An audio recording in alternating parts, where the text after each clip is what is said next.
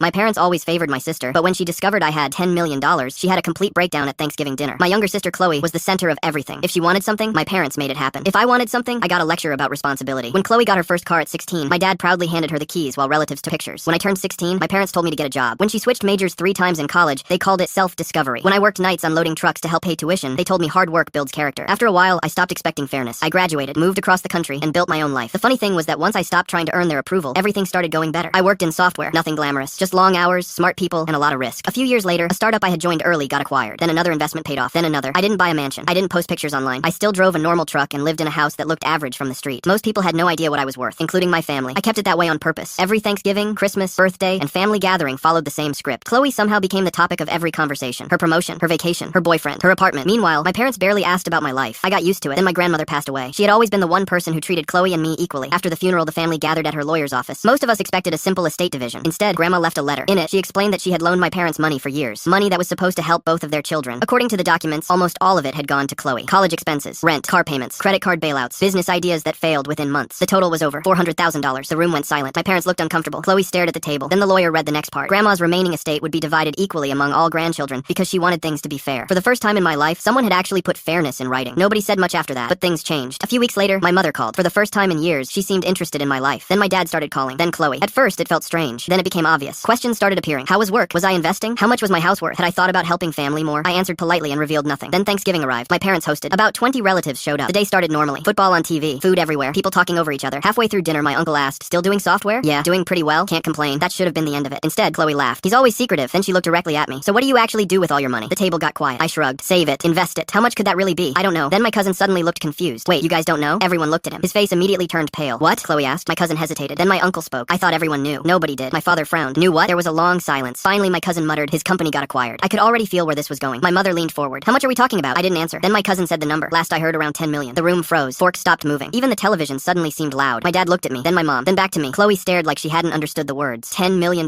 Nobody spoke. The color drained from her face. Then came the questions. Was it true? When did it happen? Why didn't I tell anyone? Could I retire? The entire dinner turned into an interrogation. For years, nobody cared about my life. Now suddenly everyone wanted details. Then Chloe snapped. She shoved her chair back and pointed at me. "You just sat there pretending to be normal?" I almost laughed, as if money changed that. She started talking about family, opportunities, and how unfair life was. Then she started crying. A full breakdown right there at Thanksgiving dinner. My parents rushed to comfort her, same as always. Then my aunt asked the question nobody else wanted to ask. "Why are you upset?" The room went silent, because nobody had a good answer. I stood up, thanked everyone for dinner, grabbed my coat, and left. The next few months were interesting. Requests started arriving. Loans, investment opportunities, business partnerships, emergency situations. I declined every single one, politely. 6 months later, my parents called asking for financial help again. This time I sent them copies of Grandma's estate documents highlighting every dollar already spent on Chloe. No message, no argument, just the documents. They never asked again.